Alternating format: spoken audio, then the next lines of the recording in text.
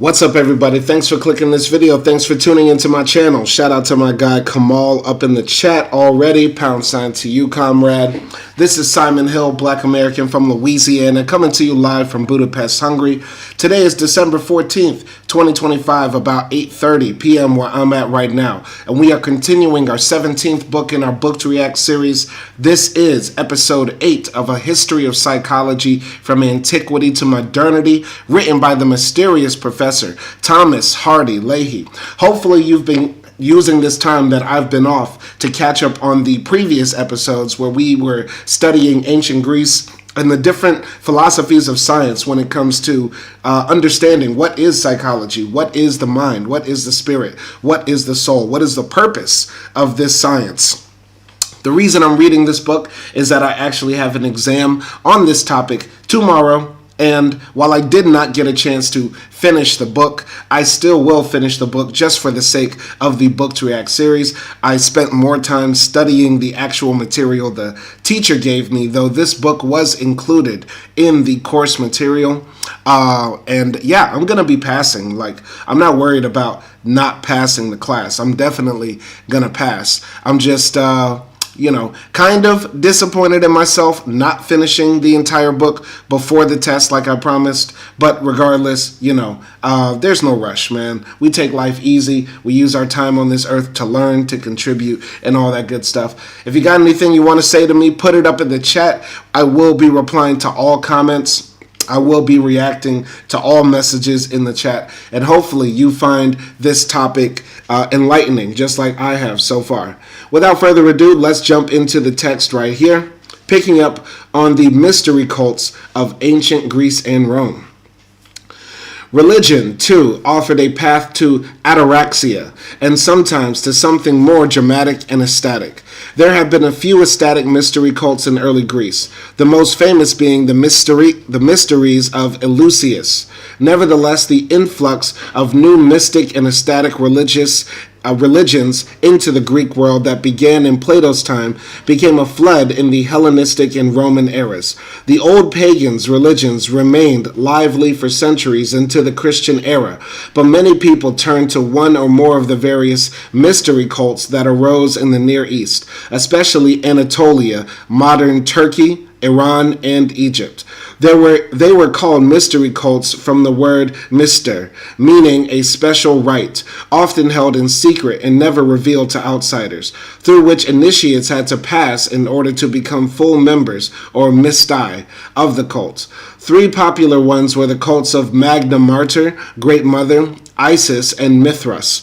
The cult of Magna Mater began to enter the West from Asia Minor in the 600s BCE. This cult was based on the myth that, inflamed by jealousy, Magna Mater, the source of life, became infuriated at the infidelity of her lover, Attis, the god of vegetation, and slew him and emasculated him, burying him beneath a pine tree. Then she mounted him and brought him back to life.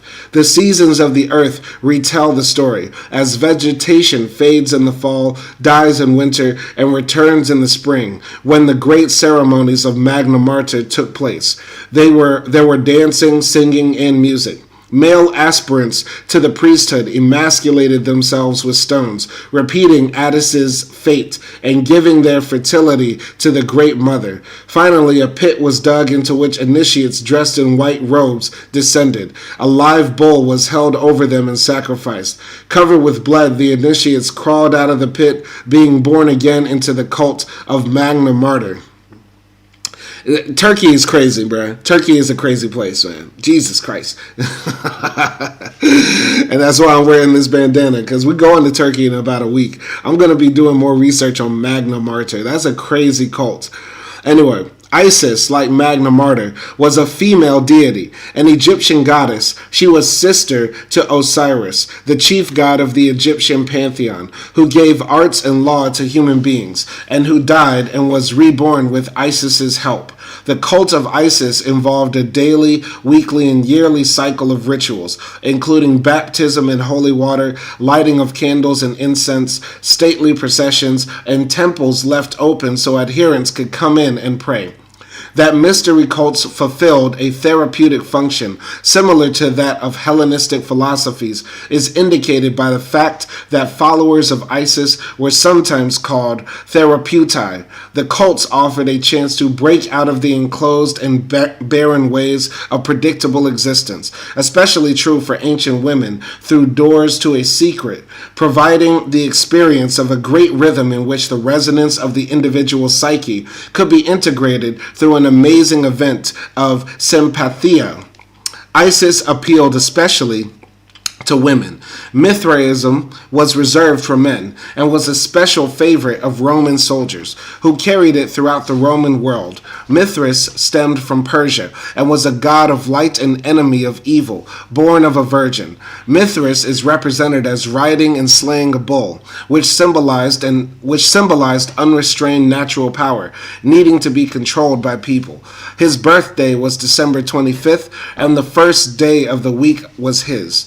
Devotees were baptized in water or later in a bull slaying ceremony borrowed from Magna Martyr.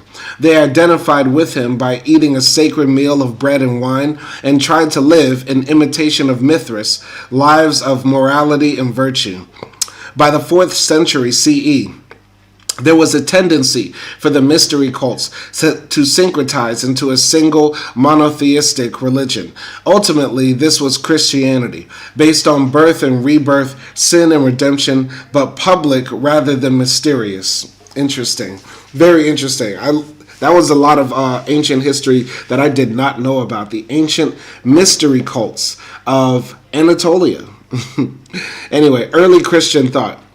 An important problem for early Christians was how to deal with classical philosophy. Some Christians wanted to suppress pagan philosophy as dangerous to Christian faith. Quintus Septimus Florens Tertullian wrote, "We want no curious disputation after possessing Jesus Christ, no inquisition after enjoying the gospel. With our faith, we desire no further belief." As we have learned, a key to the open systems approach to thought, characteristic of the Greek world and of modern science, politics, and philosophy, is abandonment of the certitude of closed system thinking and a consequent openness to criticism, research, and belief in progress. Tertullian and like-minded Christians rejected these Greek ideals, even though they seemed consistent with Jesus' teaching. Seek and ye shall find. Instead, Tertullian wrote, "Where shall be the end of seeking? Where the stop in believing?" The Greek answered, "Perhaps nowhere." Tertullian found the stopping point in religious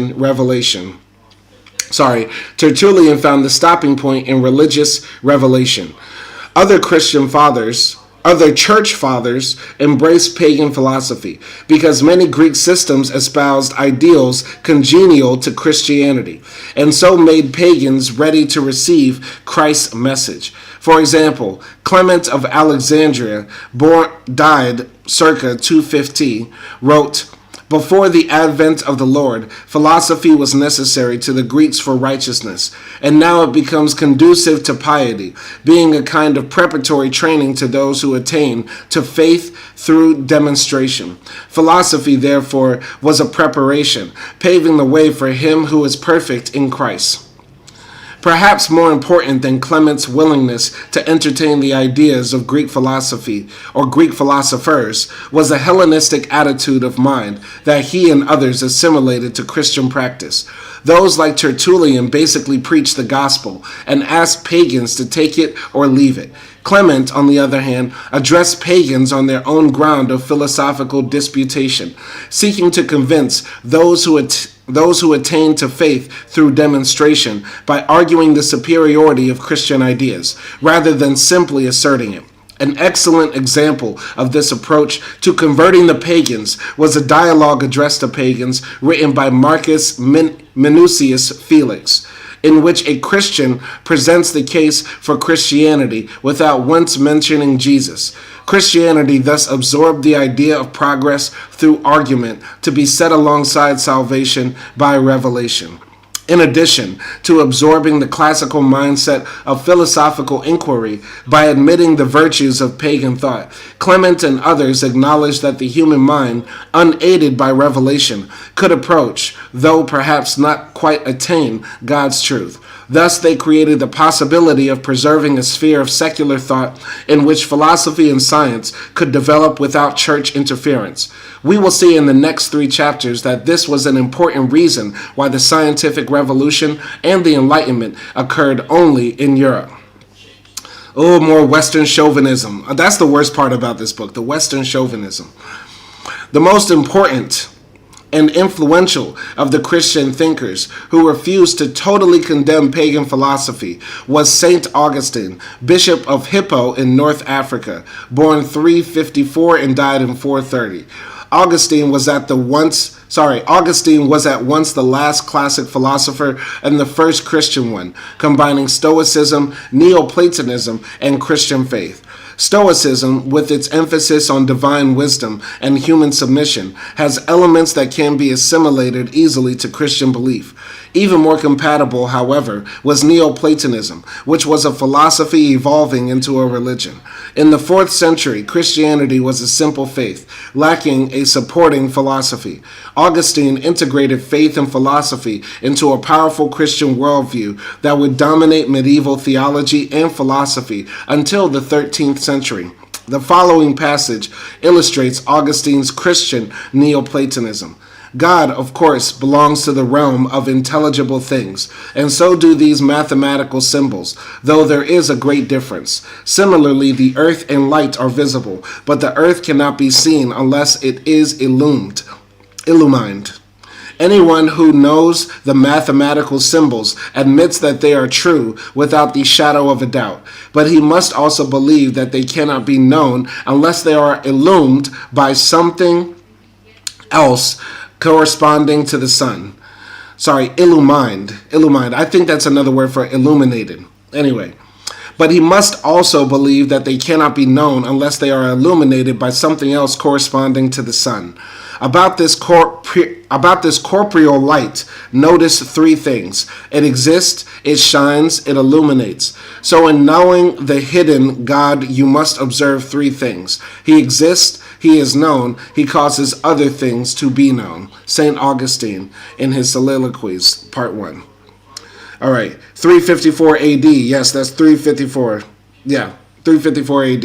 No problem. No problem, Kamal. Shout out to Kamal for listening up in the chat. This is what we're here for, class. We're here to learn. We're here to grow. There are no stupid questions. Anyway, continuing here.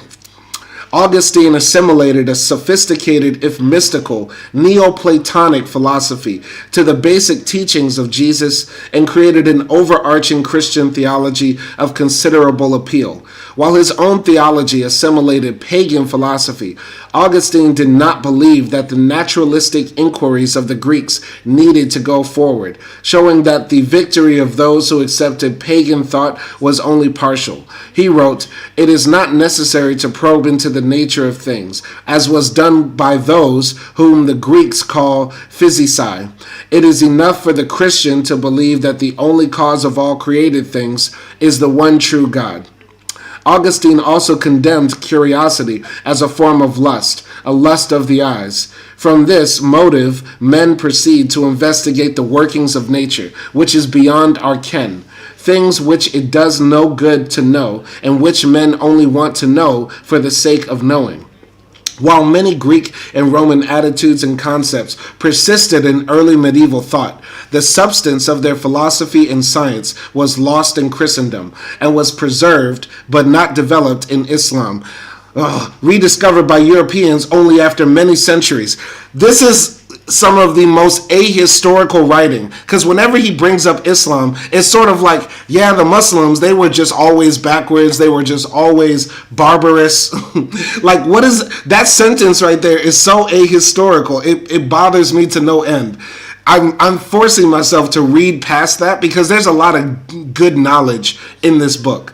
But my God, the fact that he is saying like that there was no type of philosophy when there's a whole branch of knowledge and scholarship and study, specifically titled Islamic Philosophy, and how the early Muslim scholars were the ones who picked up the books of Plato and Aristotle and the texts about Socrates, etc., read through them, translated them into Arabic, which were then allowed to be retransmitted into Latin languages like French, Spanish, etc. It's just literally ridiculous. Literally just false. False, false, false. Thomas Hardy Leahey, this is why he doesn't take pictures, because he would be on the board of Islamophobe of the century. Like, we're only 25 years in to the 21st century, and Thomas Hardy Leahey is top candidate for Islamophobe of the century. Who could even write that with a straight face? I'm sorry. Sorry for the rant. I'm going to continue here. Anyway, fall of the Roman Empire. The fall of the Roman Empire is the oldest and most contested question in Western history, beginning with Edward Gibbon's Decline and Fall of the Roman Empire, written in the 18th century. The leaders of the Enlightenment admired the Roman Republic and Empire for creating a rationally ordered political system that was universal in scope, transcending local ethnic and political identities. Because this was the sort of political order they themselves wanted to create for Enlightenment thinkers, the fall of the Roman Empire was a great but perhaps instructive tragedy. Gibbons, born 1736 and died in 1794, made the case that Rome's fall represented a disruption in European history, and he gave the onset of its long decline a precise date: the accession of the Emperor Commodus. Emperor Commodus ruled from 180 to 192, and he was born in 161. Kamal says, yeah, his ass is grossly biased. Absolutely. Anyway, I'm going to continue here. So, basically, the guy said the Emperor Commodus was the cause of the Roman Empire's fall, and this was depicted in the movie Gladiator. Okay, so the emperor that Russell Crowe was fighting against was Commodus. Okay. Gibbon's contemporaries agreed. Johann Herder, for example, wrote that the empire was already dead, an exhausted body, a corpse stretched out in its own blood. Interestingly, while Gibbons and other Enlightenment authors saw the destruction of the Roman Empire as a disaster, the destruction of the first rationally governed and potentially universal government, counter-Enlightenment Germans tended to see it as a victory for German, racially pure culture over a failed, decadent, multi-ethnic mishmash. Very interesting perspectives on the Roman Empire right there. Contemporary some historians believe that instead of falling, the empire went through a long and gradual transition from the Roman way of life to an equally good but different medieval way of life, dubbing the transition the period of late antiquity. On the other hand, some scholars have challenged the notion of a peaceful late antiquity, arguing that while there is little evidence of economic decline or the empire unraveling until the middle of the 5th century CE, the traditional date of the fall is 476 CE, there is evidence of a sharp break between the Roman and medieval ways of life. In particular, archaeological finds suggest that the ability of people to make sophisticated pottery and houses and to trade all over the Roman world disappeared in the late 5th century. People became poorer, impoverished, and more dependent on what they could do themselves with local means, and literacy and culture virtually disappeared in a very short period of time. The Roman Empire, in their view, did not decline and transition into the Middle Ages, but was stressed to the breaking point by internal political conflicts and civil war, and destroyed by Germanic invaders, the Goths and the Huns. These historians also point out that the empire as a whole did not fall in 476. Centuries earlier, the empire was divided in two: the Western, nominally centered at Rome, and Eastern, centered at Constantinople, empires, ruled by two emperors. The Western Empire died in 476, and the Eastern endured until conquered by Islam in 1453. From Gibbon's day to the present, historians and others have asked if Romans could have saved their empire. In a recent penetrating analysis, however, Aldo Schiavone contends that the Roman world had gone as far as it could go, locked into static modes of production, and thought that could only shatter, not evolve, causing a great disruption in Western history. An important psychological aspect of great disruption is change in prevailing mentalities, and Schiavone emphasizes them, along with related economic factors, in his analysis of the fall of the Roman Empire. The economic key to the Greek and Roman world was slavery. The mental key was Greek and Roman attitudes to mind and work. I will begin with the second point, which turns out to be more important, as it connects the fall of Rome to attitudes Romans inherited from the Greeks, and that will play an important role in the development of Western science and technology. Schiavone's account is especially important for psychologists because he shows that ideas about soul and body can have great consequence for the nature of society. The guardians of Plato's ideal republic are the most familiar manifestations of the attitudes of Schiavone regards as essential to the formation of the ancient economy. However, the lives of the guardians were not an eccentric vision of Plato's, but, as we have seen, an ancient Greek ideal partially fulfilled at Sparta and commanding widespread assent among literate Greeks. As Greek dualism radically separated soul and body, cultivation of the former became the only worthy life. We meet here an important but subtle point. We have learned that the Greeks cultivated soul and body, greatly valuing beauty and athletic and martial prowess. The important distinctions for the Greeks and the Romans was not between soul and body as such, as it would be for Christians, Neoplatonists, and Cartesians, but between soul, the exercise of thought on one hand, and material production on the other. Aristotle said, "Life is action, not production." Thus, the Greeks admired the physical exploits of the athlete and soldier, but denigrated the productive work of artisans and tradespeople, exploiters of metis rather than contemplators of philosophical theoria. Politics, too, was action, not production. Thus the guardians cultivated their noble souls through philosophy, and they commanded others. Economic production was relegated to the inferior souls of the lowest of Plato's three classes. Interesting. Two important consequences flowed from Greek antagonism to material production. First, for Greeks and Romans, the whole productive sphere of life, economics, was a black hole, a dead zone in Schiavone's phrase.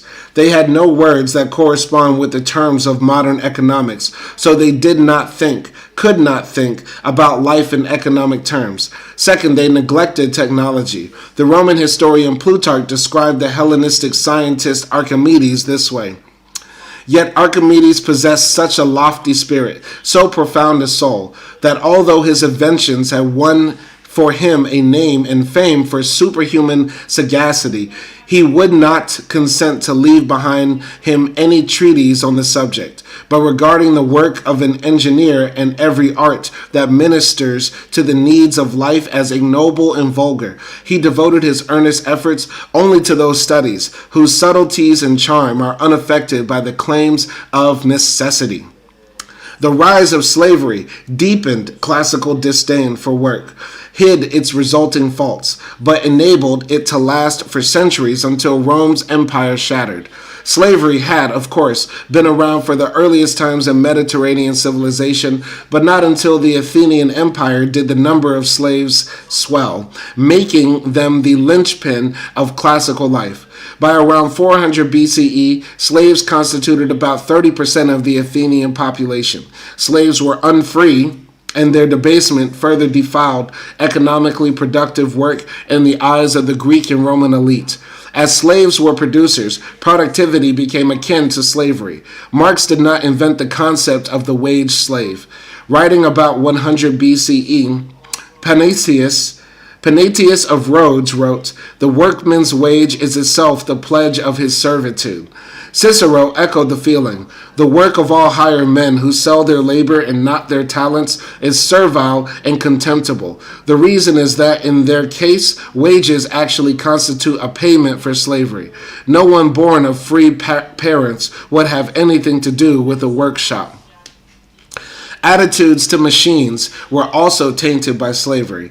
Aristotle regarded some men and women as slaves by nature, but he also said that slaves are animate instruments, machines. The slave is an instrument endowed with the soul, and the instrument is an inanimate slave. The Roman writer Varro classified instruments into three types: the mute, for example, a cart; the semi-vocal, for example, an ox; and the vocal, the slave.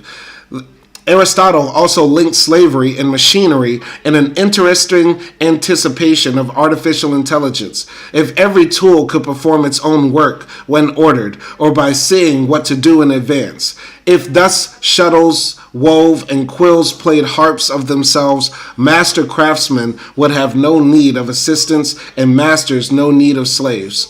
The existence of slaves made inquiry into better machinery unnecessary as well as demeaning to the elite. This is what I'm saying, man. The study of Western civilization from black subjectivity is essentially the studying of how they have rationalized slavery in their minds. I don't think there's any other, if there is such a thing as Western civilization or Western culture, it essentially boils down to meditations on slavery, meditation on objectifying the other, meditations on how to maintain hierarchies. And this is what I'm getting from the study of Western civilization. The primary thinkers of Western civilization have all thought about slavery from the vantage point of those who do the enslaving, primarily. And the primary thinkers, for all of them, have thought about ways to justify it, rationalize it, explain it, and make it a part of natural social behavior, right? Anyway, I'm going to continue here. War and slavery were the foundation of Rome's success, but at the same time froze the ancient world into a pattern of economic growth without modernization. Under the Republic, not the Empire, a river of slaves and wealth began to flow into Rome as she conquered and taxed the peoples around her. By the end of the 1st century BCE, slaves constituted at least 35% of the population of Italy. The Roman elite could, in Greek fashion, devote itself to war and political rule. As Roman aristocrats managed their slave-populated estates, still fancying themselves virtuous tillers of the soil, the only labor worthy of free men. Slavery was so successful that not only did the Roman elite not labor, neither did ordinary Roman citizens. They had formerly worked on the great estates, but slaves displaced them. Hence the famous bread produced by slaves and circuses provided by slave gladiators that Rome needed to control for unemployed, unproductive masses. Schiavone concluded life was locked in a pattern of life from which there was no way out except a shattering. The circle between the spread of slavery, the rejection of labor, and the absence of machines from which we begin our analysis then closed. The labor of slaves was in symmetry with and concealed behind, so to speak, the freedom of aristocratic thought, while this in turn was in symmetry with the flight from a mechanical and quantitative vision of nature. It would have been quite difficult to interrupt this kind of spiral without completely disrupting the era. Romans did not lack technology and innovation, but they developed them in ways consistent with the mindset described by Schiavone, taking Greek and Roman Republic technology and intensifying it. Their innovations were organizational and applied to the public sphere of action, both military and political. They developed clever war machines utilizing existing means, but above all, the triumph of Rome was due to its organization and order. Their army conquered the world not because each Roman soldier was braver or more skilled than the barbarians they defeated, but because their soldiers fought as tightly organized, highly disciplined units of professional, full-time warriors. They built roads, aqueducts, and public buildings for the ages, allowing a sophisticated, uniform culture built upon trade and shared ideas to develop and flourish. They fully developed the concept of law, and their political order was administered by intelligent, well-trained bureaucrats. But they did not seek technical inventions, and when inventions were made, they were rarely put to private, productive use. Greek and Roman artisans, for example, developed steam engines, but they were not put to productive use, but were employed to make impressive special effects in pagan temples. In sum, the Romans perfected a particular way of life, built upon Greek values and the labor of slaves. They often saw it themselves as a perfect way of life, and Gibbon praises it highly in the opening pages of his Decline and Fall. But by definition, perfection cannot change, cannot evolve. Perfection must endure or die. Prior to the 5th century, the Romans had been able to absorb a steady stream of outsiders desiring the peace and wealth Rome offered. However, cracks in the empire's perfection appeared when it was unable to assimilate huge numbers of Gothic Germans who violently pushed their way into the Western Empire in the early 5th century. The Huns, bent on conquest and pillage rather than assimilation, then delivered the hammer blow that shattered the Western Empire. Very interesting analysis of the fall of ancient Greece and Rome. Once again, I'm very surprised by this book. If I read that right, I am getting the opinion that Mr. Islamophobe here, Thomas Hardy Leahey, is partially blaming the fall of Rome and Greece on their reliance on slavery. And which is interesting. I did not expect that argument to be coming from this man's fingertips, but hey, man. Hey, you never know. I'll take it. I will have to reread that section to really analyze it, but that's what I got from that. The heavy emphasis on slavery in ancient Greece and Rome were partially the reasons for its downfall. Continuing here. Moving on to late antiquity, which lasted from 476 to 1000 AD. The social context, picking up the pieces. Although tradition set the date of the end of classical civilization at 476 CE, something like the medieval way of life began during the Roman Empire in the late 3rd and 4th centuries. Economic decline forced small farmers to become legally tied to the land, a bond that evolved into serfdom. As the control of Rome over her provinces loosened, local autonomous leadership grew, leading to feudalism. Roman practices endured for centuries nevertheless, because while the new feudal rulers were in a sense barbarians, they aspired to a Roman way of life and employed educated Romans to run their affairs. Moreover, as Christianity grew and attracted educated and wealthy Romans, they began to take their talents into the church rather than ailing imperial bureaucracy. Eventually, however, Roman ways of life were supplanted by new feudal and Christian ways of life. A barter economy began to replace the money economy of the empire. Communication broke down. The imperial army became more and more a mercenary army of barbarians rather than a voluntary army of Roman citizens. Populations declined, and the Eastern Empire, with its own emperor and capital at Constantinople, leached treasure and resources from the European or Western Empire to preserve its own cultivated and luxurious way of life. During these centuries, Europe lost access to almost all of Greek and Roman literature, which is why the early Middle Ages are sometimes called the Dark Ages. However, one work, Plato's Timaeus, remained known and exerted an important influence on medieval thinking. The Timaeus was Plato's one foray into natural philosophy, in which he described how the world was created by a godlike creature, the demiurge, following the patterns of the eternal forms. Because the physical world was modeled after the intelligible forms, Plato implied that the world is rationally ordered and therefore knowable by human reason without revelation from God.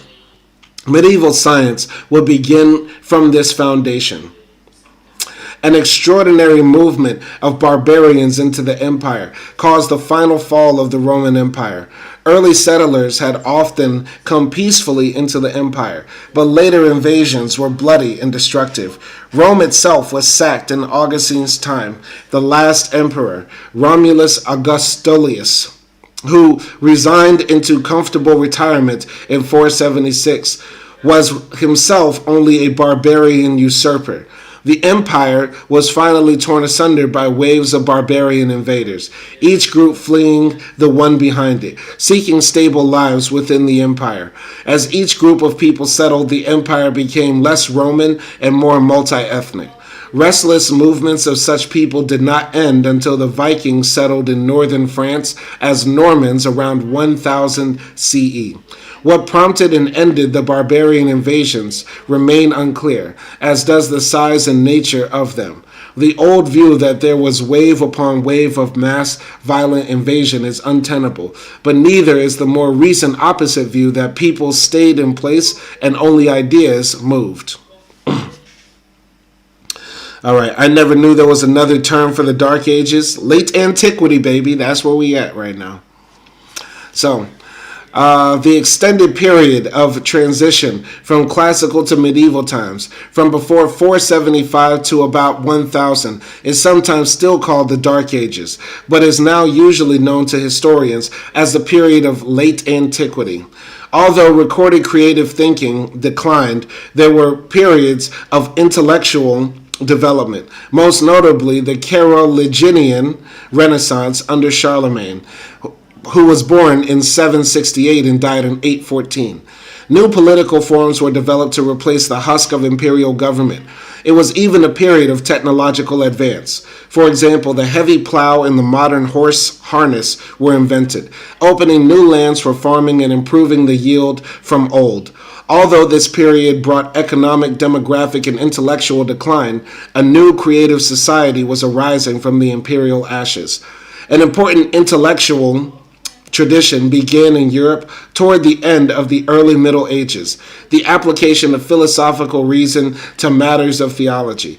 Its leading proponents was Saint Anselm of Canterbury, who was born in 1033 and died in 1109, who called it faith-seeking reason. Rather than simply accepting the Bible and church dogma as the basis of his faith, Anselm proposed purely philosophical arguments in support of Christian belief. For example, he put forward the ontological argument for God's existence, which roughly says that we can conceive of a most perfect being, God, and this being must exist because if he did not exist, he would be less than perfect. The validity of the ontological argument has always been disputed, but the important point for us is that Anselm's argument appeals to neither scripture nor authority, but to logic alone. Elsewhere, most notably in Islam, philosophically based theological thought appeared fitfully, but was marginalized in the early Middle Ages and was finally suppressed in the 14th century. In Europe, Anselm's free thinking became a tradition entrenched in European universities. Oh, Jesus Christ. I mean, the way he's telling history, it's so interesting because there's so much knowledge I'm gaining here from. This is like talking to a woke racist white man and getting like very detailed accounts about his people's history or what he perceives to be his people's history, since he claims to be Western Savior 1000 on Twitter, right? And you're doing that, podcast or interview with him, and he's breaking it all down. But in between, he just continues to throw shade at Islam or sidestep parts of history. For example, calling the Dark Ages, the Dark Ages in and of itself is crazy because at this same time, on the European continent, in Spain and Portugal, in all of what we call, I believe, the Hispaniola. No, or Hispaniola is the name of the island where Haiti and Dominica are. Anyway, basically, on the peninsula where Spain and Portugal are, the Islamic world was flourishing. They were doing new inventions, creating new types of government and society, and all types of architectural marvels and things like that. But what is it? The Dark Ages, right? Anyway, I see Islam here in the next section, so let's see what he has to say. Psychology and theology of late antiquity, Islamic medical psychology. He who knows his soul knows his creator. Proverb of the Muslim brethren of purity. This proverb could stand as the motto of early and high medieval psychology. Augustine, as we have seen, wanted to know God and the soul. He believed that by turning inward and inspecting the soul, one could come to know God, who is present in every soul. And Augustine's concept of the unity of the Creator and creation, the three mental powers, memory, understanding, and will, mirrored the three beings of the Holy Trinity. A philosopher looked inward to his own soul as a way to know God, not to understand himself as a unique human being or to describe his conscious experience as the first scientific psychologists did, but to find an external order, God's order, to guide one's life. The concept of the individual did not appear until the High Middle Ages, and then it was found largely in popular culture rather than philosophy. Going to the comrades. Kamal says, yes, comrade, Hispaniola. Yes, so Hispaniola is where Haiti and the Dominican Republic are. What is the name of the peninsula where Spain and Portugal are? I have it on the tip of my tongue. I want to say Hispania. I'm going to say Hispania. That's my final answer. Trivia night. We're doing trivia night. Who wants to be a millionaire? I'll take what is Hispania for 500. We're in jeopardy. But somebody looked that up. What is the name of the peninsula? I'm saying Hispania. And Hispaniola is Haiti and Dominican Republic. Anyway, I'm going to continue here. Nevertheless, within the Islamic world, a naturalistic rather than religious faculty psychology developed based on a combination of Neoplatonism, Aristotle's philosophy, and Greek and Roman medical ideals.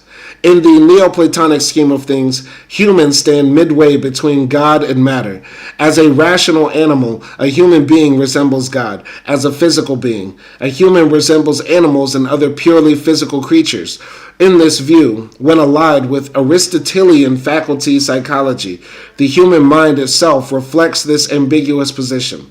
The five corporeal senses are tied to the animal body, while the active intellect, pure reason, is close to God. A person is a microcosm, a small cosmos, reflecting the universal Neoplatonic macrocosm. Very interesting. I would have said Iberia. Thank you, Kamal. Thank you. It's Iberia. Fuck. How did I forget that? Yes, the Iberian. My brain is fried. My brain is fried. Sometimes you be forgetting little things. Little things, man. Anyway, I've never been to the Iberian Peninsula, so maybe that's also another reason. It would stick in my mind more if I had been there. But thank you, come on. Anyway, various writers developed Aristotle's psychology of elaborating on the set of faculties possessed by Aristotle's sensitive souls. Because these faculties possessed sensory images passed on from the special or exterior senses, they were called inward wits or interior senses. They were thought to be the exact transition point between the body and the soul in the chain of being. Such a scheme appears in Islamic, Judaic, and Christian thought in the early Middle Ages. Muslims made the special contribution of placing the discussion in a physiological context. Islamic medicine carried on the classical medical tradition, and Muslim doctors looked for brain structures that hosted the various aspects of the mind discussed by philosophers. The most complete statement of the Aristotelian medical view was made by Ibn Sina, born in 980 and died in 1037, known in Europe as Avicenna, who was both a doctor and a philosopher, and whose works were influential in constructing high medieval philosophy and psychology. Ibn Sina, who came from the city of Bukhara in what is now Uzbekistan, was a leader in the early flowering of Muslim secular scientific thought before it was destroyed by ultra-Orthodox philosopher Al-Ghazali in 1095. We will return to this rejection of secular thinking in Chapter 5. Different lists of interior mental faculties have been drawn up by the commentators on Aristotle before Ibn Sina. Aristotle had proposed three faculties: common sense, imagination, and memory. Although the lines between them were not sharply drawn, later writers proposed 3 to 5 faculties, but Ibn Sina produced a list of 7 faculties that became widely influential. His list was arranged in a Neoplatonic hierarchy from the faculty closest to the senses and the body to the faculty closest to divine intellect. His system of description is summarized in figure 3.2. Beginning with the parts of the mind closest to the body, Ibn Sina discussed the vegetative soul, common to plants, humans, and animals, which he treated as did Aristotle, saying that it is responsible for the reproduction, growth, and nourishment of all living things. Next came the sensitive soul, common to people and animals. At its lowest level, it comprises the 5 exterior senses of corporeal senses, again following Aristotle. The second level of the sensitive soul comprises the interior senses, or mental faculties, which are at the border between our animal and angelic natures. They too are hierarchically arranged. First comes common sense, which, as in Aristotle, receives, unites, and makes conscious the various qualities of external objects perceived by the senses. That is common sense, according to Ibn Sina, or Avicenna.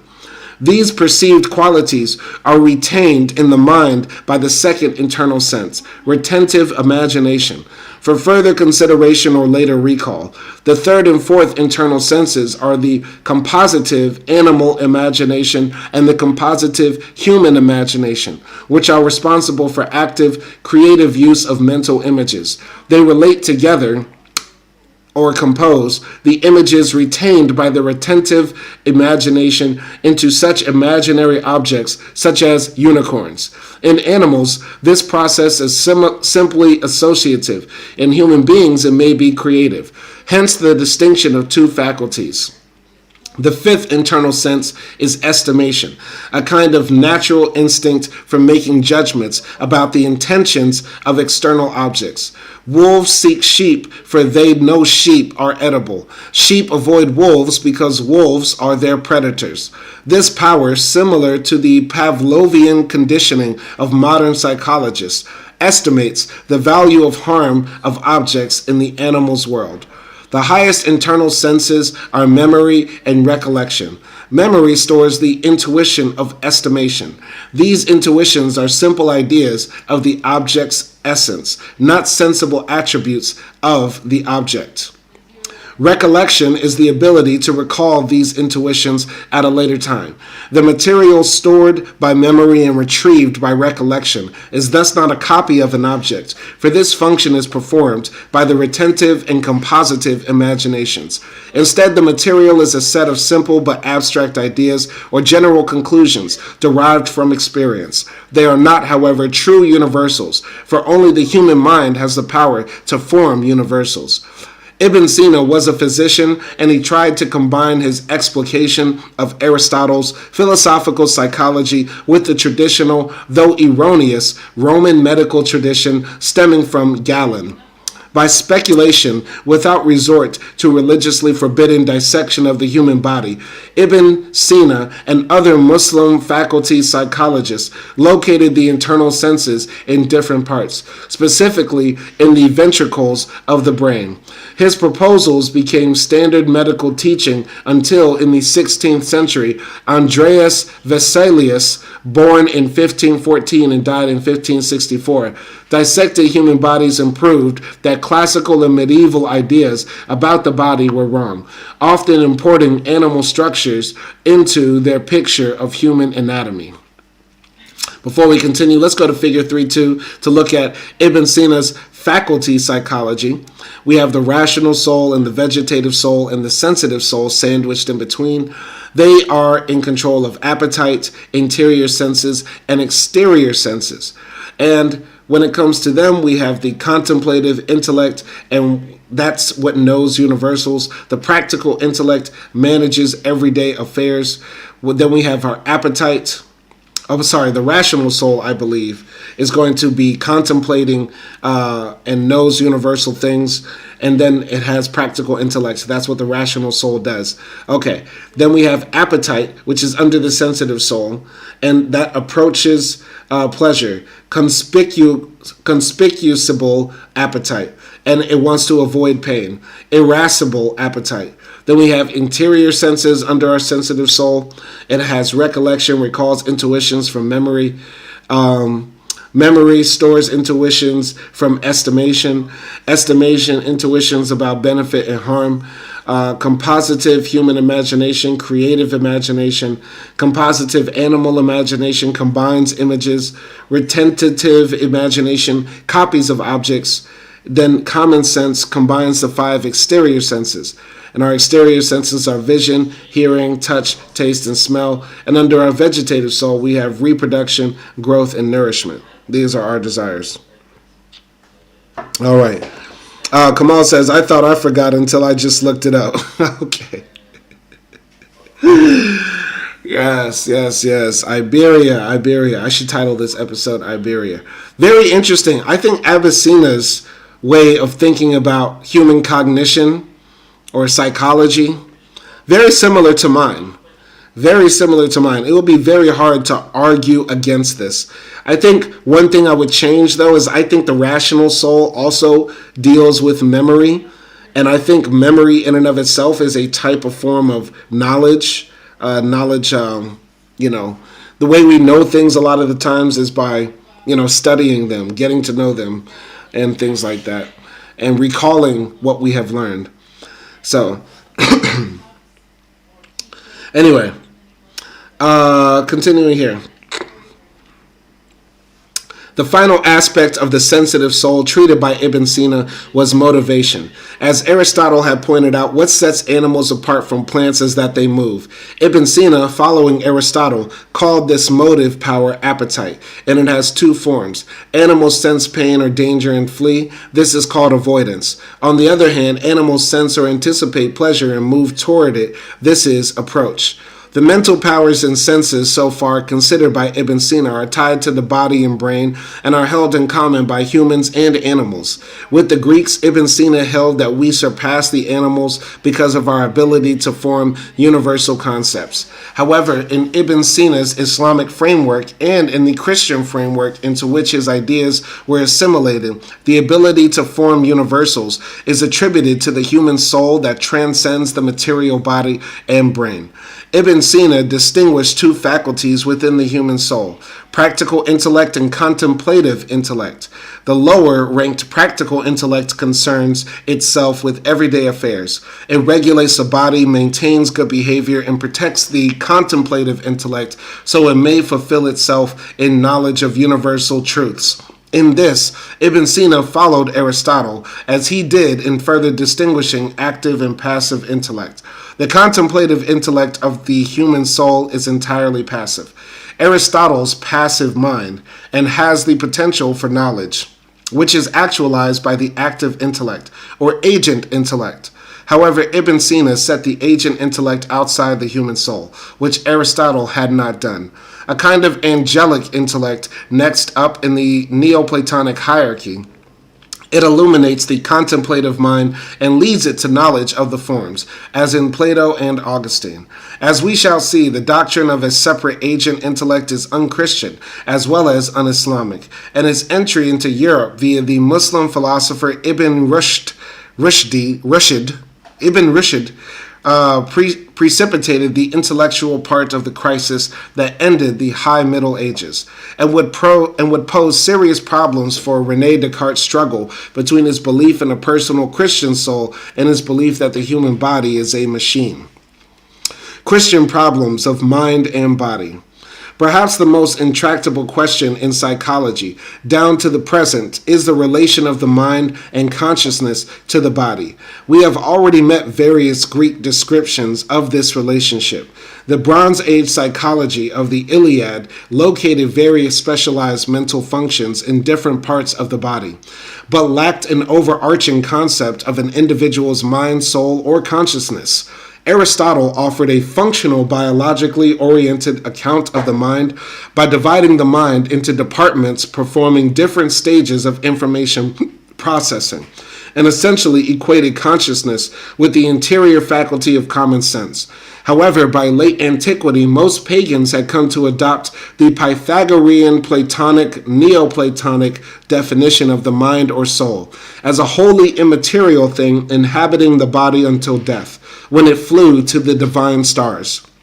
Christians, however, could not accept the conception of the soul because of certain unique features of their religion. From the beginning, Christians influenced by Platonism believed in eternal life and the existence of a personal soul. But two of their doctrines, the necessary atonement for sin and bodily resurrection following the second coming of Christ, made them rethink the mind-body problem in new ways. The earliest Christians believed that pagans and irredeemable sinners were condemned to the eternal suffering of hell. Martyrs would fly immediately to heaven to meet God, their torture and ultimate sacrifice erasing any taint of sin. But Christians began to worry about what would become of the middling sort of Christians, prevented by sin from arising right to heaven, but not sinful enough to deserve hell.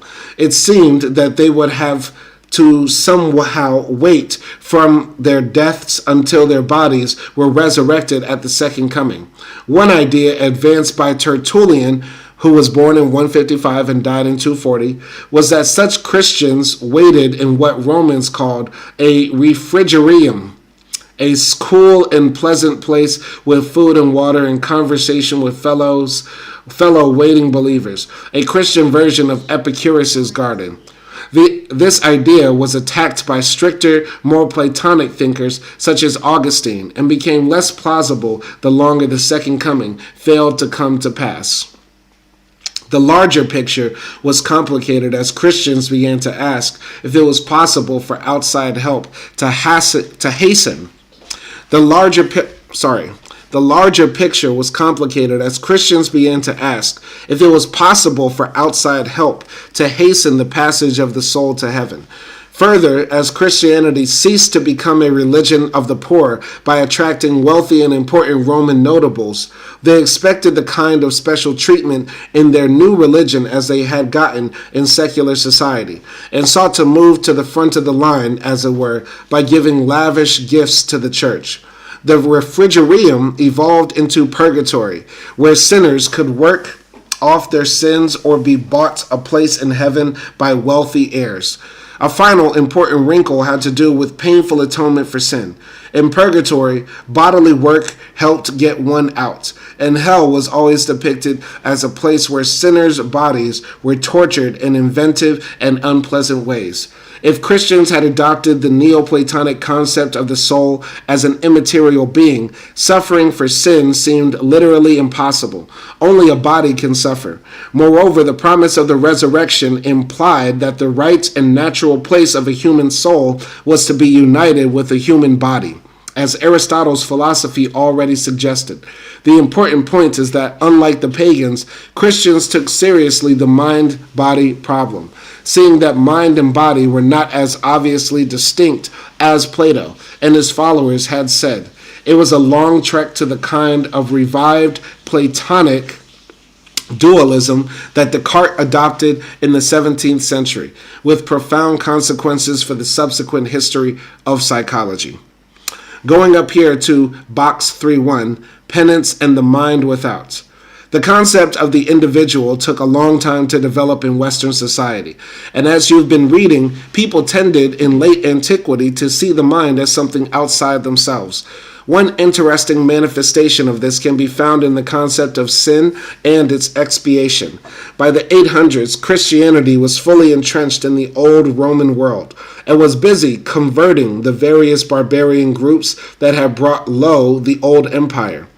An important feature of Christianity is the idea of sin as an offense against God that needs to be made right by penance. However, especially by the leaders of warring barbarian groups new to Christianity, there was a huge tension between their way of life and the pacific demands of Christianity.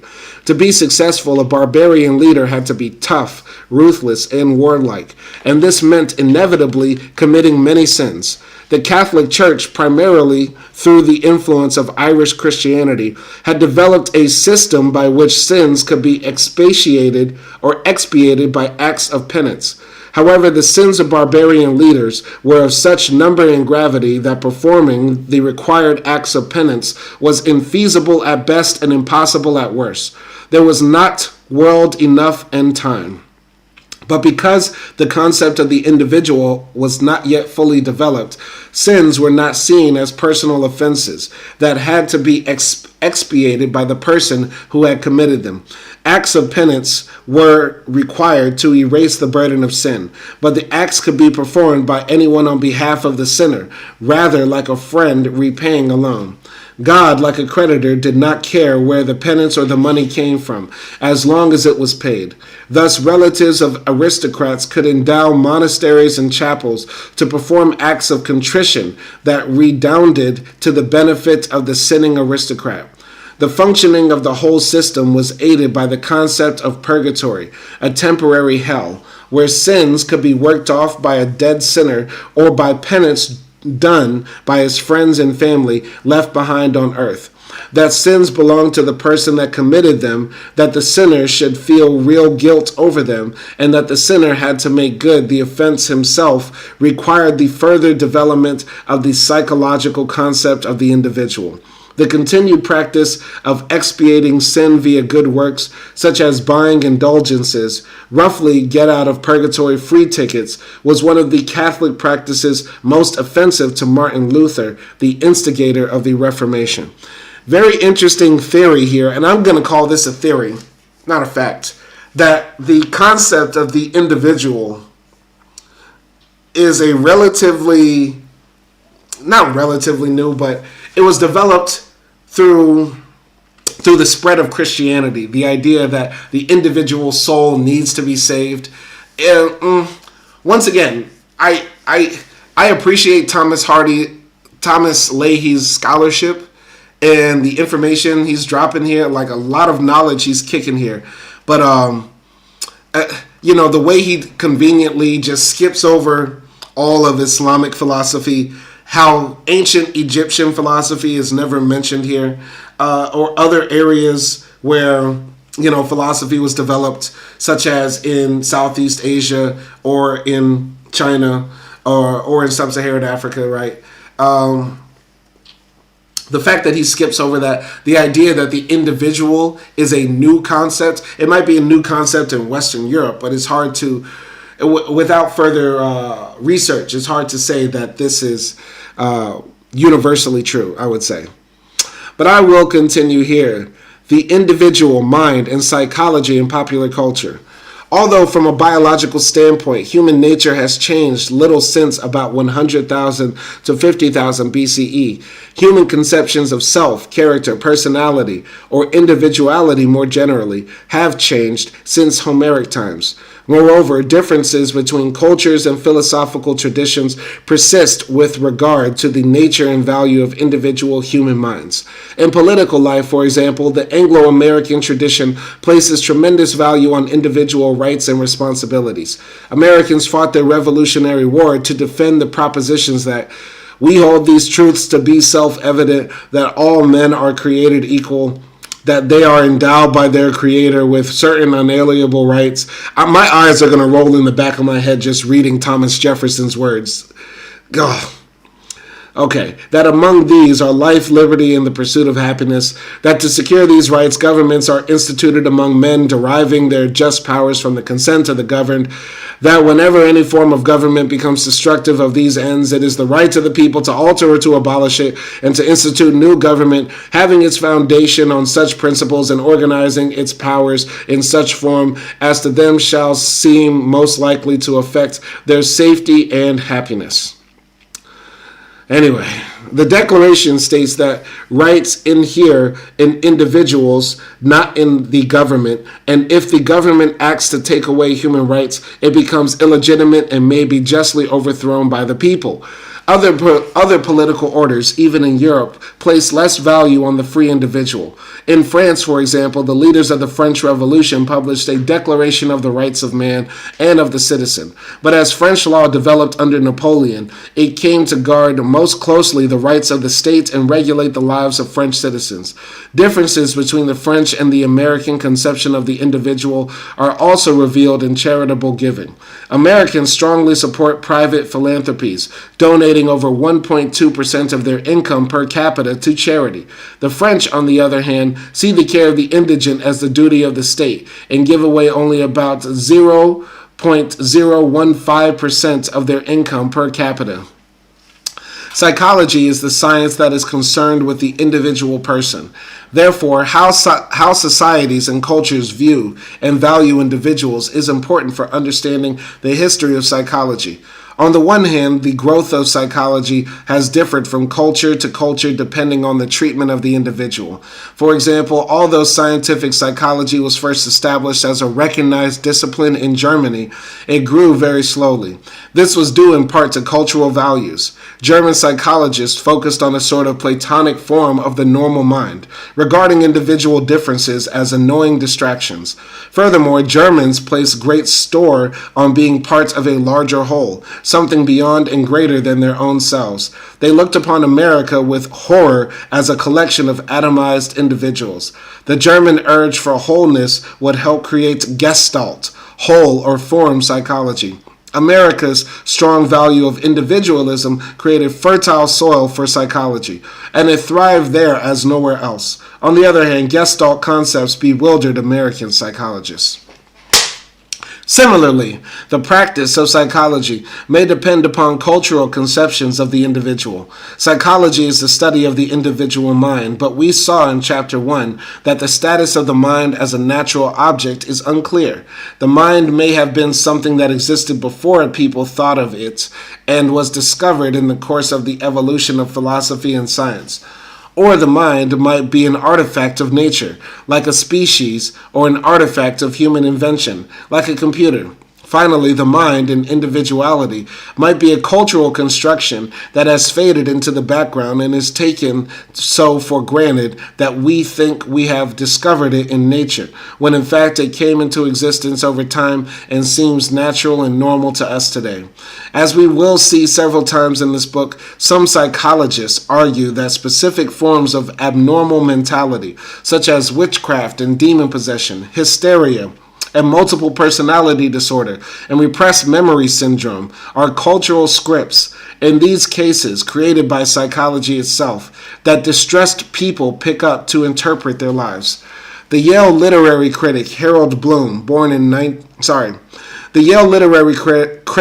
Harold Bloom has argued that the modern conception of individual mind and character were an invention of one man, William Shakespeare.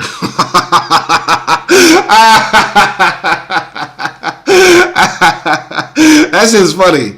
I'm sorry, that's funny. That just hit me. What the fuck? What type of argument?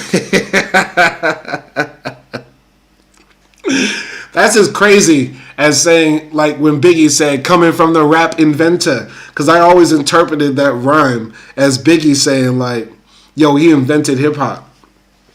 Which, of course, he's not saying that. He's saying, like, he makes raps. He invents raps. But not he invented rap. But William Shakespeare invented the individual. That was unintentionally funny.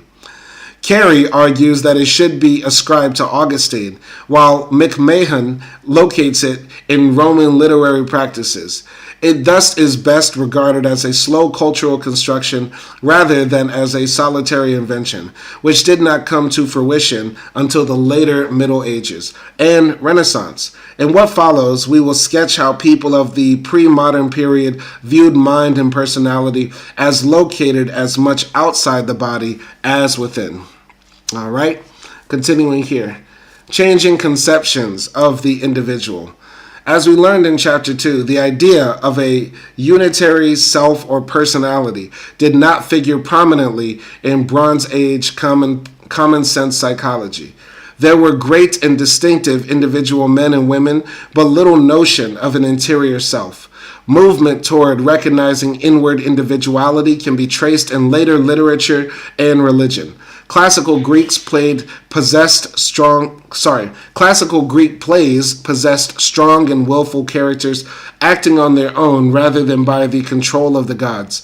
Religions expanded the notion of the soul and the afterlife to encompass more and more people. For example, in ancient Egypt, at first only the pharaoh was thought to have a soul that might attain immortality, and only he was expected at death to cross over and join the divine world of the gods.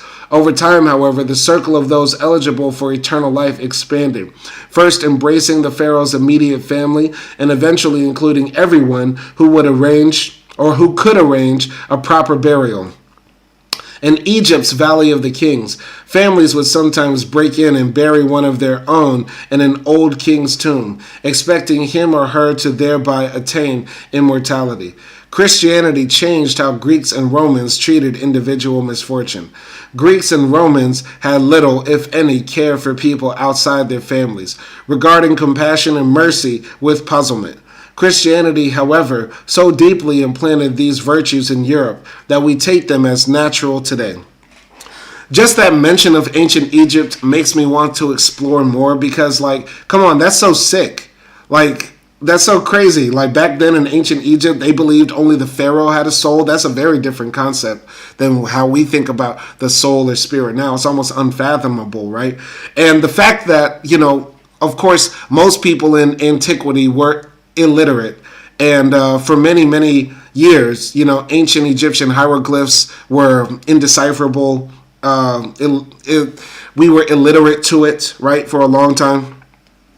But the fact that we still have knowledge about the ancient practices, religions, customs of the Egyptians, and how so much the Greeks were influenced by ancient Egypt, the fact that we're just now getting mention of Egypt now, close to page 100 in this text, is very frustrating and disheartening, and almost does a disservice to the idea of telling this story from an unbiased point of view, if that even is possible. But I will continue here. All right. However, by late antiquity, aspects of the social understanding of individuals and of individual minds had come once more to resemble the old Greek Bronze Age. Again, this is not to say that there were no individuals then, for those centuries were full of strong and distinctive men and women, but there was no conception of the individual as an important object of concern or study. This lack is part of the Neoplatonic zeitgeist that dictated that the human intellect knows only universals, not individuals. The rational mind of each person thus knows another person only as an essence, humanness, not as an individual defined by the characteristics that make each person unique. That was the philosopher's theory. A person's legal status as emperor, pope, king, lord, knight, or serf overwhelmingly affected his or her life. Legal status was far more important than status as an individual human being distinct from all others. During late antiquity and the Middle Ages, the structure of everyday life was not conducive to great individuality. Serfs, peasants who were owned by the king and given to his nobles along with the castles and lands, worked the fields. Lords and ladies hunted. Lords and free commoners fought in the king's wars. Nearly everyone worked the land. Work that had changed little since the Neolithic era. The heavy plow increased the areas of arable land. Eventually, the discovery of dung fertilizer and crop rotation made land stay arable longer. More productive land meant more people, but little changed. The drastic population drop caused by the plague did not make life easier for many of the survivors and their descendants. To get people to work their land, lords started having to pay wages. Kings could no longer claim that they owned everything and everyone in the country, so private property rights started to develop. However, for most people, life changed very little between the agricultural revolution of the late Neolithic era and the Industrial Revolution starting in the 18th century in Western Europe. Medieval people's social roles were stereotyped, their place in the Neoplatonic order of the universe set by God, their legal rights practically non-existent. Even the greatest lord could summarily execute. Even the greatest lord could be summarily executed by his king upon any suspicion of treachery, just as a lord could execute or imprison anyone he did not like. The only way to change rulers was by palace coup or civil war. The only way to change rulers was by palace coup or civil war. In England in 1215, the barons tried to get more rights for themselves from King John by forcing him to sign the Magna Carta, setting in motion a process that eventually led to the American Declaration of Independence and Bill of Rights. But it took several more centuries before ordinary people gained political rights. Thus, for the birth of the Western conception of psychological individualism, we must look rather to facets of popular culture and religion. Going here to this concept right here, or box 3.2, the self. For psychology, the existence and nature of the self is one of the two key aspects of its relation to modernity and modernism. The other is the role of psychology in the social sciences and schemes of social engineering, which we'll come to later. In the pre-modern world, the self was not a big deal, at least not for philosophers, scientists, and other intellectuals who dealt with the kinds of ideas we're concerned with in our book and class. So, philosophers of the past weren't concerned with the ideas we think about now. Okay, there were lots of arguments about what went on in people's heads when they perceive or think. After the coming of dualist religions like Hinduism, Christianity, and Islam, but not Buddhism, there were ferocious arguments, sometimes leading to persecutions for heresy or even militant crusades about the nature and existence of an eternal soul. But the self, as a powerful, autonomous, internal being worthy of respect, did not appear as an object of discourse before the 18th century in the West. The reason for the change will be a shift in how people think of the ultimate grounding of values, of morality, of right and wrong, of one's place in the universe and society. In the pre-modern world, these things were set by an external framework. For someone like Plato, there was an external world of the forms where dwelt the form of the good, the true, and the beautiful were eternally defined there, not in the minds of human beings. In later, but still pre-modern religious societies, God set external standards of right and wrong. Even if we put aside these metaphysical concerns, in the pre-modern world, your place in life and, as a consequence, the behavior expected of you were determined by birth. A king was a king not because he chose it, but because he was born to it and was expected to act like a king. Likewise, a serf was a serf by birth and was expected to act like a serf. Choosing one's own station in life was almost, it's important to emphasize the almost because it created modernity, unthinkable. The growth of free cities outside the aristocratic order, the growth of wealth, which created new kinds of jobs and ways to live, and the growth of democratic thinking led to modernity and raised the question of how to choose in a much freer world. The ideas of an inner chooser, an autonomous self, became important as a new grounding for values. Observing modern folks, I've noticed that one is supposed to be non-judgmental. Don't judge me is a line I hear a lot on TV shows. It appears that the only one capable of judging one's life is one's self, not the forms or God or the social order. This is a quintessentially modernist notion. And if psychology is the science of the If psychology is the science of the soul, then whether the self is natural or constructed becomes an issue of grave importance. For if the soul is a construction of modernity, then perhaps modernity has no foundation outside the ideas of modernism. Yes, the what's it called? I learned this. The hermeneutical circle. The hermeneutical circle. Psychology creates modernity, and modernity can only create psychology. Psychology can only exist in modernity, and modernity, therefore, is the basis for which psychology gains its validity, right? So, continuing here. All right. We're going to be reading this last section. We're going to read these last two sections. Okay, then we're going to stop because we finished chapter 3. We're going to read until the end. There's 2 more sections until we reach chapter 4. And let's go. So, the mind without. During late antiquity, knowledge of Roman history and literature decreased, and the classic and Hellenistic traditions of vividly drawn individual characters went into decline, though there was no abrupt break between ancient and medieval literature. For example, in the last quarter of the 10th century, the Saxon nun Hroswitha, writing apparently for an audience of not entirely converted nobles, she was herself of noble birth, still showed clear knowledge of early Christian history, that the Emperor Diocletian had been hostile to Christianity because Christians refused to perfunctorily worship the Roman gods. Her play, Diocletian, is about the miraculously painless burning of 2 virgins and the shooting of another with bow and arrows. The pagan Romans are nasty, but do offer the 3 high-born Christian sisters several chances to perform the sacrifice and get married. There is a cosmic scene based on the late Roman playwright Terence.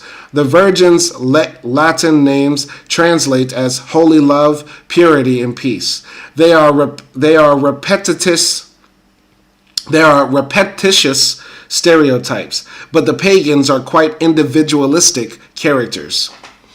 This is an early example of the plays depicting saints' and martyrs' lives, or mainly deaths, that continue to be written and performed throughout late antiquity, the Middle Ages, and the Renaissance. This one is early enough that the accuracy of the historical setting and relatively decent testament of the pagan torturers makes it most unusual. The characters are stereotypes, the virgins personifications of Christian virtues. But Hroswitha's historical knowledge gives her 6 plays more that a modern reader can identify with than later plays and books of saints' and martyrs' lives are likely to do. Until the courtly romance written by clerics, these were the only literary works popular culture approved of by the church. By the 14th or 15th century, when the Bakers' Guild of Chester, England, commissioned and performed The Betrayal of Christ, meant to be performed near Easter, historical context and individual characterization had been lost at the popular level, reflecting early medieval attitudes about individuality. Even as these plays were being performed, new Renaissance ideas about the individual were being written and performed by Shakespeare. The Betrayal of Christ is a passion play about Christ's suffering, passionate death that redeemed humankind from original sin. It opens with Christ, presumably played by the master of the Bakers' Guild. It opens with Christ, presumably played by the master of the Bakers' Guild, telling his disciples to go and make ready the Paschal lamb for the Easter feast, which becomes the Last Supper. There could have been no Easter feast when Jesus was alive, because Easter commemorates his rising from the dead on the 3rd day after the crucifixion. Similarly, being himself the sacrificial paschal lamb of that first Easter, nobody could have known before Jesus' death that they should prepare one. The Bakers' Guild Passion Play also reveals that Christian themes could be tied to pagan ones. Because Christian theology was the preserve of the literate, popular plays spoke to ordinary people in ancient language. In the Bakers of Chester's play, Jesus describes communion wine as being "this my blood that shall be shed on a tree." The reference to a tree rather than to the Christian cross links Jesus to the Norse god Odin.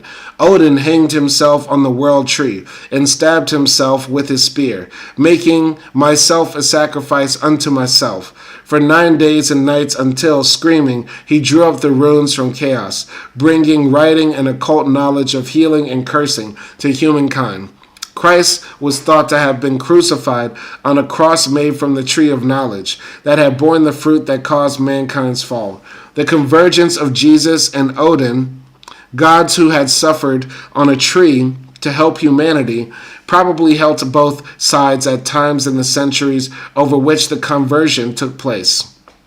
This play has clearly lost so much touch with history that it has also lost some common sense.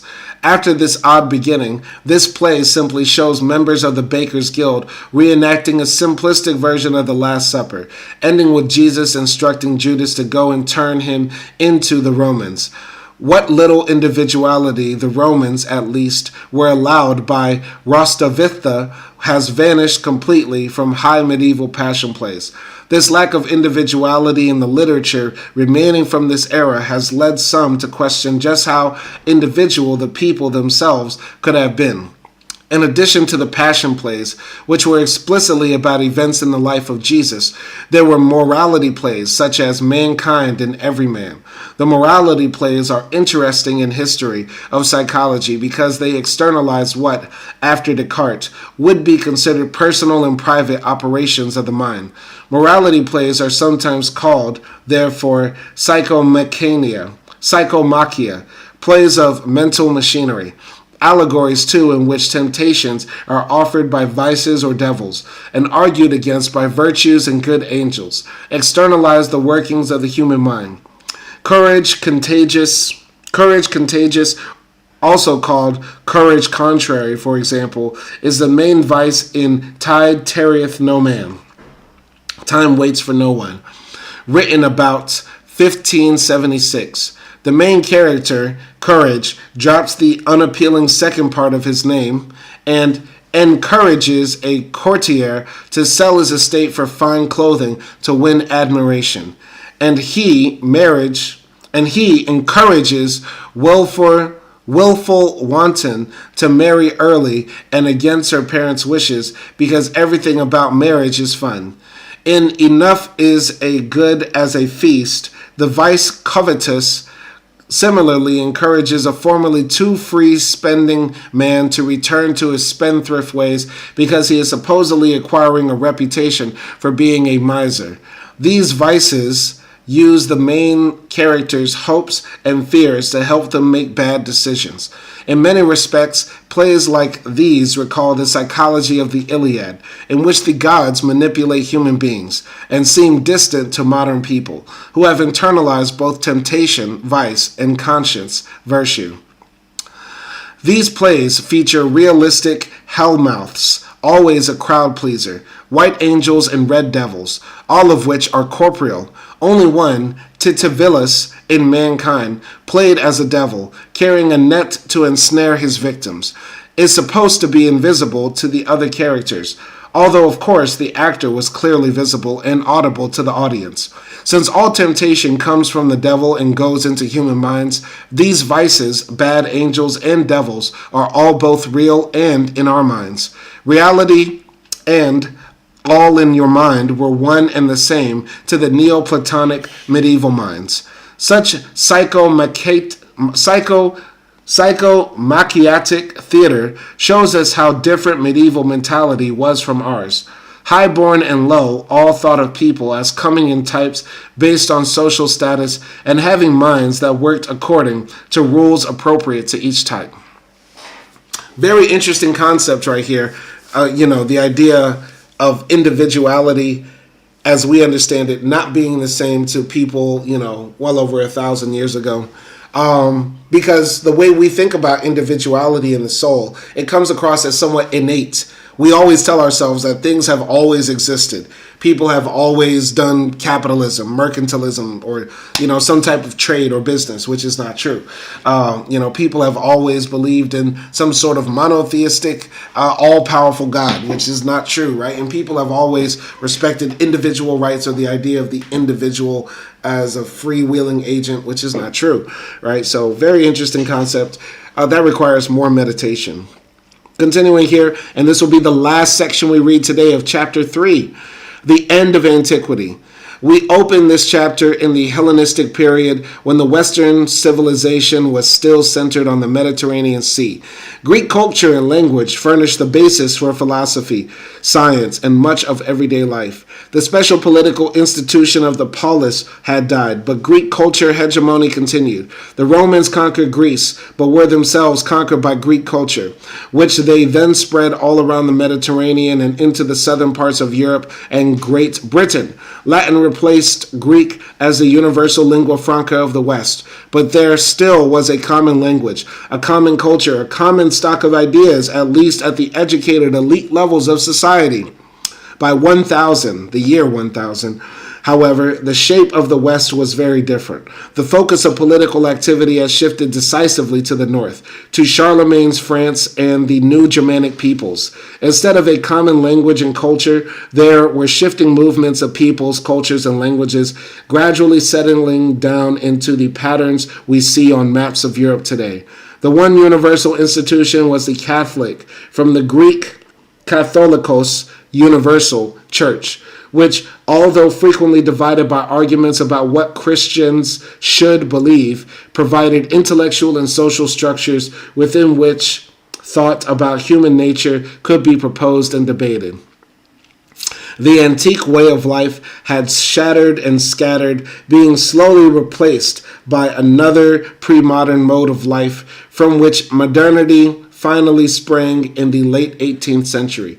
Describing the psychology of that mode of life and the seeds of its replacement is the subject of Chapter 4. And we're going to call it a day right there. Hopefully you enjoyed this. We will pick up on Chapter 4 tomorrow. We got a lot more time now, so I'm going to be on live a lot more. I know I say this all the time, but we will get to it. Anyway, the end of the pre-modern world will be the title of Chapter 4. Last thing we'll do is read these comments from Nelson Moreno. Then we're going to call it a day. Hey, Simon, I'll be sending you that email for the movie reviews. Simon in Portuguese is Shimao. Shimao. Shimao. Shimao, keep it trio. Okay, all right. Thank you, Nelson. The first one we're going to do is Devil in a Blue Dress, I believe. We are reviewing the 1993, I think it's 1993, Denzel Washington film Devil in a Blue Dress. So if you've seen that, send me an email and we'll get you up in the live stream and we'll discuss it behind closed doors, a time that works for everybody. Okay? So y'all be easy out there. Peace.